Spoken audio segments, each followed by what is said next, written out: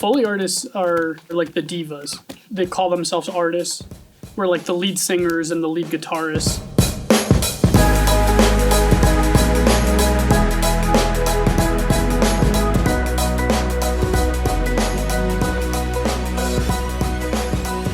Foley is the process of adding in sound effects, in most cases, and more particularly character sound effects. So any object that a character interacts with, anytime they walk across the screen, pick up an object, put down an object, that's us. We come in and we replace all of the sound effects for that, because on set, none of that stuff is picked up, or it's at least not the focus. The focus is always dialogue on screen. We start the day off by changing into our Foley clothes that are quieter, just so that all you're hearing is what we're trying to convey. Every episode is basically, or usually, broken down into like 2 days.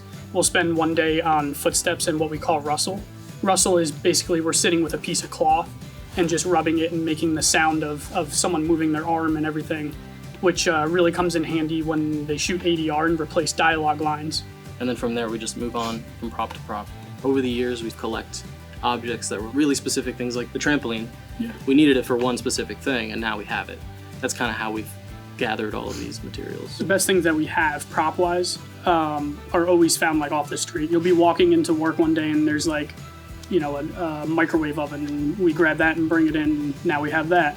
Another time there was a dresser that was, you know, real creaky, so we could use that for creaks. And it seems so like it's always the things people are getting rid of Yeah. that are the best. It seems like the older something is, the more loud it is, like the more sounds it tends to make, and those are tend to be like the pleasing sounds you're expecting when you watch a movie.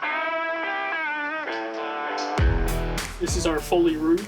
It consists of a bunch of pits in the front of the room that have different media and surfaces, and then there's a bunch of props that we have.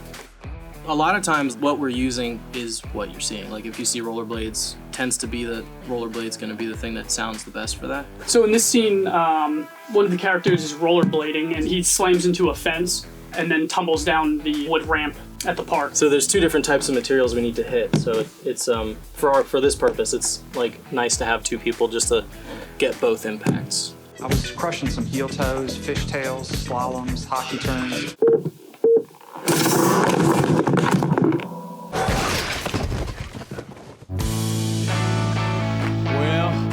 They say everything's bigger in Texas. Dancing is fun in any situation. For that, we have music that we would listen to that's playing in the film that we want to match more so than maybe what's even on screen, because the edit can cut in like weird places, so you're not exactly going to be like on rhythm the entire time. So it's sometimes better to listen and sync rather than watch. And then we always go back through, and at least for the main characters that are on screen, we hit all their stuff in sync visually as well, so they can toy with, you know, maybe here we'll push the stuff that visually works, and then in other areas where it's a wider shot, we'll just stick with the tempo of the music.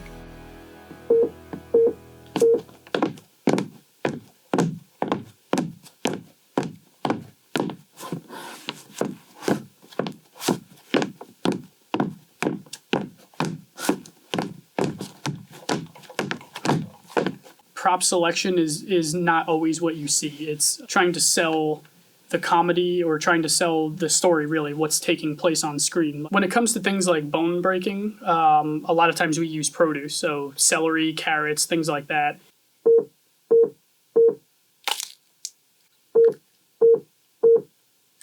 The other cool thing is if you have, I don't know, someone got punched in the face, you want like a jaw break, you can use, again, to add resonance or like a hollowness, you can do it like in front of your mouth, like, and it sounds hollower. You're told all your life not to play with your food, and now I do it for a living.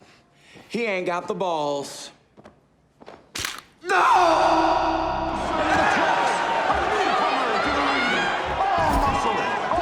In this scene, there's like a wrestling scene, and someone's about to get body slammed onto it, so I'm trying to get that like big impact.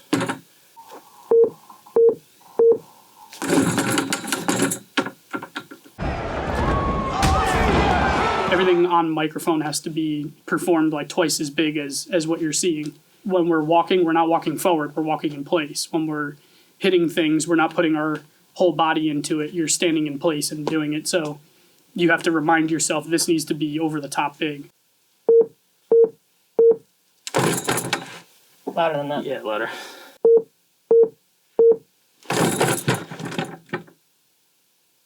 Yeah. In terms of setting up for messy scenes, we hit things in layers. So first of all, we set up for the mess and try to contain it in one area, but there's always several elements to a sound that we want. So we want the wet kind of sound, we want the smushy, gushy kind of sound, and then we want the like glops of stuff falling.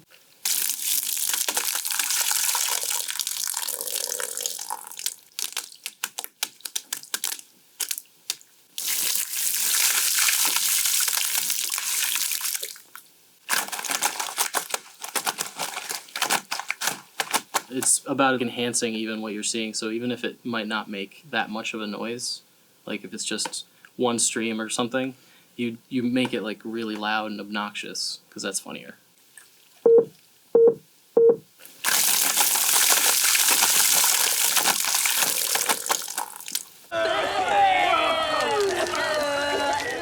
In this scene, all the characters show up at a house, and the guy who lives there has been murdered. Two of them find the body and all the blood on the floor, and the third person runs in and accidentally bumps into him, and they all fall and are rolling around trying to get up and slipping all over in the blood. We add stuff to the floor, like paper towels ripped up and wet clothing, to kind of hold some of the water from running away. We do generally like a squishy layer, and we'll do a squeaky layer, and then those get mixed together.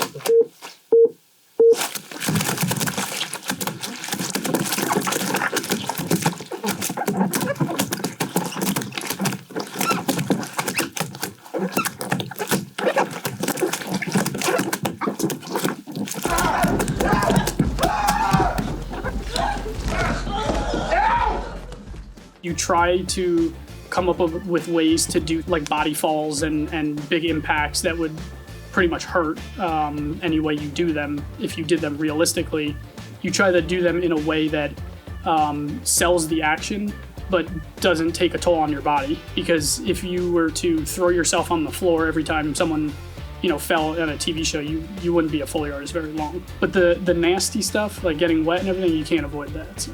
And sometimes it's fun. When there's a muddy scene, instead of using paper towels, sometimes we'll wet the dirt and make a mud pit. I think when you're newer, when you're starting out or learning, you'll take like what's on the screen literally. Like say if somebody gets slapped, or like punched in the face, your first instinct maybe is to be like, okay, here we go, 1, 2, 3, and then try to punch yourself. But out of necessity, you start to figure out like what he said, like different ways to create the same sound without actually breaking anything. I never punched myself, just for the record.